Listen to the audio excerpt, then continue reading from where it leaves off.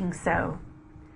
He struck his hands together o'er the beast, who fell down flat and grovelled at his feet, and groaned at being slain so young.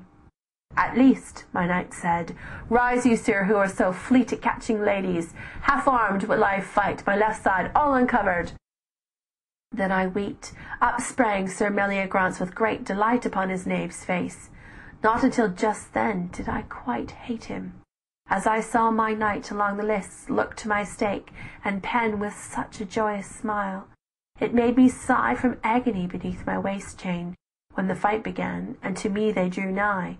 Ever Sir Launcelot kept him on the right, and traversed warily, and ever high and fast leapt Caitiff's sword, until my knight sudden threw up his sword to his left hand, caught it, and swung it. That was all the fight, except a spout of blood on the hot land, for it was hot as summer, and I know I wondered how the fire, while I should stand and burn against the heat, would quiver so, yards above my head. Thus these matters went, which things were only warnings of the woe that fell on me. Yet Meliagrance was shent, for Meliagrance had fought against the Lord. Therefore, my lords, take heed, lest you be blent with all his wickedness. Say no rash word against me, being so beautiful. My eyes wept all away to grey, may bring some sword to drown you in your blood. See my breast rise like waves of purple sea, here as I stand, and how my arms are moved in wonderful wise, yea, also at my heart's full strong command. See through my long throat how the words go up in ripples to my mouth, how in my hand the shadow lies like wine within a cup of marvellously coloured gold. Yea, now this little wind is rising. Look you up, and wonder how the light is falling so within my moving tresses.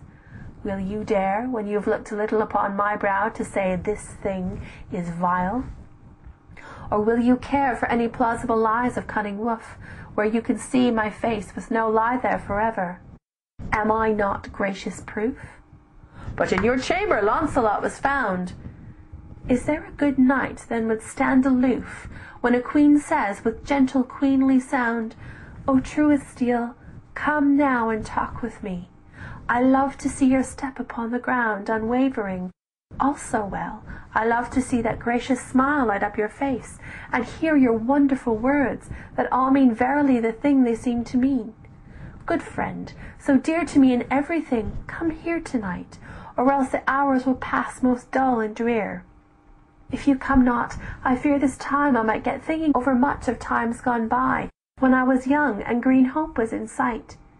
For no man cares now how I sigh, and no man comes to sing me pleasant songs, nor brings me the sweet flowers that lie so thick in the gardens. Therefore one so longs to see you, Launcelot, that we may be like children once again, free from all wrongs, just for one night." Did he not come to me? What thing could keep true Launcelot away if I said, "Come"? There was one less than 3 in my quiet room that night, and we were gay. Till sudden I rose up, weak, pale, and sick, because a bawling broke our dream up. Yea, I looked at Launcelot's face and could not speak, for he looked helpless too for a little while. Then I remember how I tried to shriek, and could not, but fell down.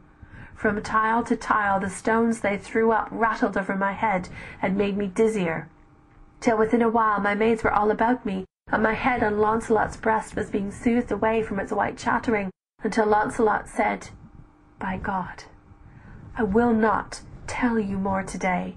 Judge any way you will. What matters it?